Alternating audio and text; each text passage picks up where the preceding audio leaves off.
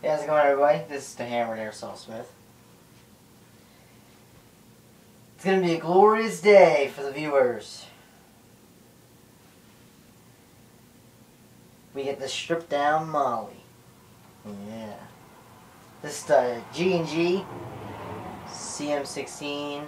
Yet again, I'd call it an M4A1 or a Colt M4A1. It's a gas blowback, Airsoft Carbine. Let's strip her down. The field strip is very much like the real steel counterpart. It's a lot like it, but it's like a little different at the same time. If I made any sense. You're not really going to need any tools unless you have a bullet. Then you don't need any tools. But in all seriousness, you do need something that you can use to push out these two pins. Now in the real steel, let's make sure she's clear. I'm always bumping into this wall because the way I got this angled. Anyways, okay. Well, actually, I won't pull the trigger because the hammer needs to be back to do this, I'm pretty sure. And the dust cover needs to be open to do this too. Anyways, let me get my multi-purpose dummy bullet. By the way, I made this. This is a Fire 223 cartridge. I filled it with dirt. I took a WE single stack 1911 A1 magazine BB follower. I took it from a magazine assembly that wasn't working. That's a long story, but anyways. So I just grinded it down with sandpaper into the shape of a bullet. And then I just glued it into here. Like I stuck it in here. I didn't cut anything off. I just shaped the one part that follows the BB. So actually this piece is longer than it looks. It's from here to about here, and that is like I said, I glued it, just stuck it in there, super glue. I think I used Lynx or Gorillas. I'm not sure. Anyways, so that's what this is, and it's cool because the real steel variants shoot 223 or 5.56.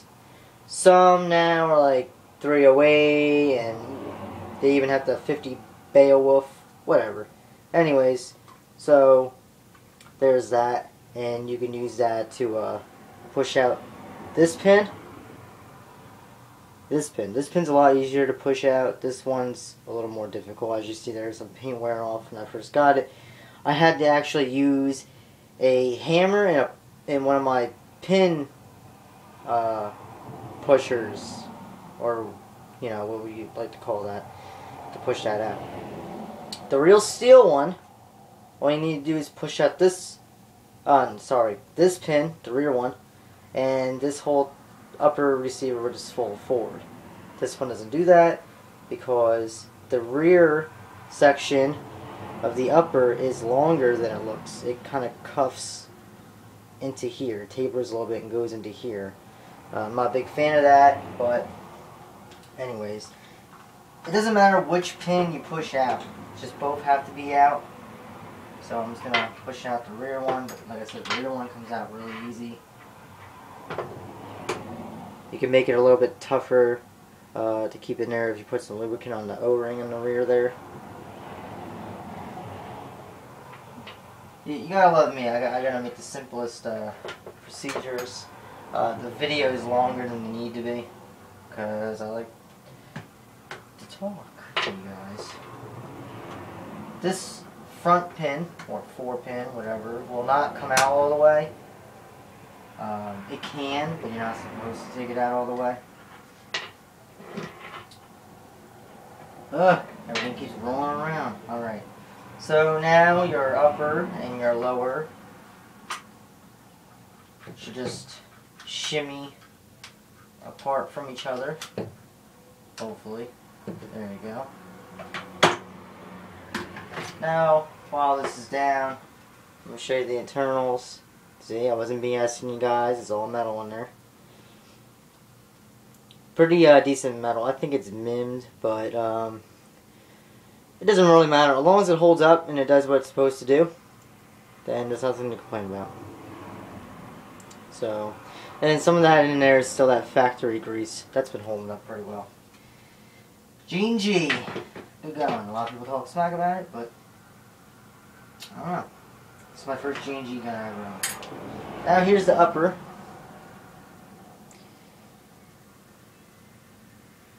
We're not done field stripping yet. We got to, if you go like you're going to charge a handle, you'll pull out the blowback housing or blowback assembly, which is supposed to be, you know, like the bolt and bolt carrier. But as you can see, if you know anything about M4s and stuff like that, this looks nothing like that. And you'll see too that the inner barrel and hop cog are all coming out with it. You don't have to take it all out like that, all in one unit.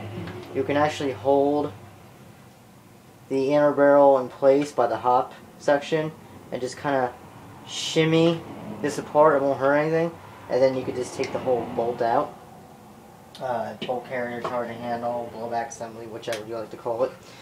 And you can just leave the inner barrel in there. But while I'm at it, I'll take the inner barrel out. Now this is awesome because you can just simply swap barrels very easily. Because it just comes out that easy. It's just standard as far as I know. It may be an AEG barrel. I don't know, because originally this gun, well, I bought it as a gas blowback, as I said in the review, but they are originally AEGs. So maybe they just left this whole assembly in there and just swapped out the other internals. So if that's the case, AEG barrels are actually very tight. Which means that would be good for accuracy and range. So let's just put that back in there. Just goes in there, just dead easy. Just really no explanation. The charging handle can just unhook off the spring here. And if you grip here and here, you can actually work this.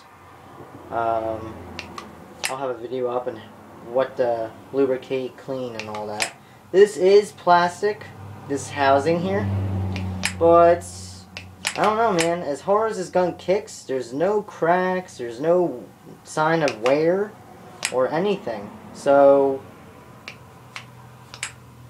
again, no complaints. They did a really good job on this gas blowback carbine. I really like it, even though it's not the most realistic on the market. The WE ones are so realistic that they can even use real steel parts. I know it's WE, and I know how a lot of you feel about WE, but isn't one of the reasons why we get into the gas blowback market is for realism. So maybe that's why WE sells so much. Maybe it's not all about people being cheap and not wanting to pay out a lot of money. But anyways, you'll notice right here, like I said, it's tapered. You just kind of, when you put it together, you just kind of put the rear end to where the buffer tube is back here. And then just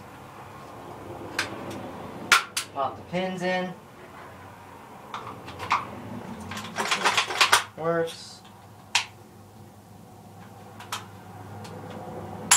And we're good to go. Thanks a lot, everybody, for watching, sticking around. I lost a few subscribers. What are you gonna do?